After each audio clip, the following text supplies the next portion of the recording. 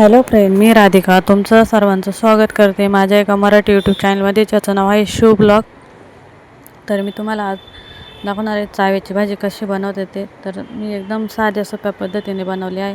तर चाव्याची भाजी स्वच्छ धुवून कट वगैरे करून घेतलेली मी, आणि त्यामध्ये टाकण्यासाठी चण्याची डाळ पण म्हणजे हरभऱ्याची डाळ पण भिजवून घेतली होती, आणि त्यात टाकण्यासाठी मसाले वगैरे आणि 4 कांदे घेतले होते त्यामध्ये मी टाकण्यासाठी. तर कांदे पण छान असे बारीक कट करून घेतले.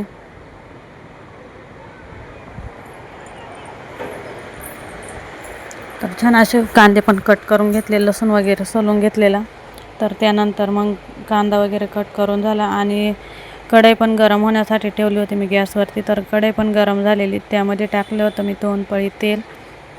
तेल पण छान गरम झालं, त्यामध्ये मी टाकले लसूण पण छान गोल्डन कलर येईपर्यंत परतून घ्यायचा. लसूण परतून झाले त्यानंतर मग त्यामध्ये मी कांदा टाकला होता. कांदा पण छान परतून घ्यायचा गोल्डन कलर येईपर्यंत.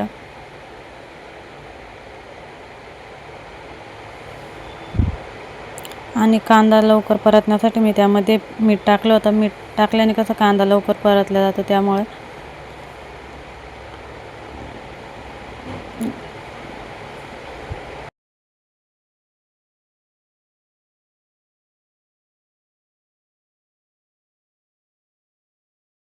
कांदा परतल्यानंतर त्यामध्ये मी टाकले होते मसाले, हळद, मिरची पावडर, एव्हरेस्ट मसाला, बस एवढेच मसाले टाकले होते, जास्त काही मसाले टाकले नव्हते. आणि लाल मिरची पावडर तरीचा थोडासा टाकला होता मी त्यामध्ये. राईस मसाला टाकला होता. तर ते पण छानपैकी तेलामध्ये म्हणजे मसाल्यामध्ये कांद्यामध्ये मिक्स करून घ्यायचा. ते छानपैकी मिक्स करून झाल्याच्यानंतर त्यामध्ये मी टाकली चण्याची डाळ, ती पण पुढे बघा. चण्याची डाळ पण छानपैकी त्यामध्ये परतून घ्यायची, आणि थोडीशी 5 मिनटं शिजवून घ्यायची. नंतर भाजी टाकल्याच्या नंतर म्हणजे पूर्णपणे शिजली पाहिजे त्यासाठी. तर पुढे बक्षालच चण्याची डाळ त्यामध्ये टाकली, ती पण परतून घेतली छान अशी, आणि 5 मिनटं झाकण ठेवून ती पण शिजवून घेतली मी.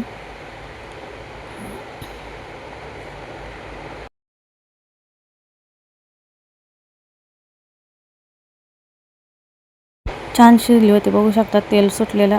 आणि त्यामध्ये मग मी भाजी कट केलेली ती त्यामध्ये टाकली, ती पण छानपैकी परतून घ्यायची. छान अशी परतून घेतल्याच्यानंतर त्यानंतर मग झाकण ठेवून 10 ते 15 मिनटं छान अशी वाफेवरतीच होऊन द्यायची. पाणी वगैरे काय टाकायचं नाही. अशा पद्धतीने मी बनवली होती चाव्याची भाजी. तर तुम्ही कशी बनवते ते पण सांगा. मी तर साध्या सोप्या म्हणजे एकदम कमी साहित्यामध्ये एकदम सिंपल अशी बनवलेली. खूप छान झाली होती, टेस्ट पण खूप छान येते. चाव्याची भाजी नागल्याच्या भाकरीसोबत किंवा बाजरीच्या भाकरीसोबत खायची खूप छान लागते. आम्ही चपातीबरोबर खाली पण खूप छान लागलेले आम्हाला. आणि तुम्हाला व्हिडिओ कसा वाटला कमेंटमध्ये नक्की सांगा. आवडले असेल तर लाईक, शेअर, सबस्क्राईब करा. Bye bye.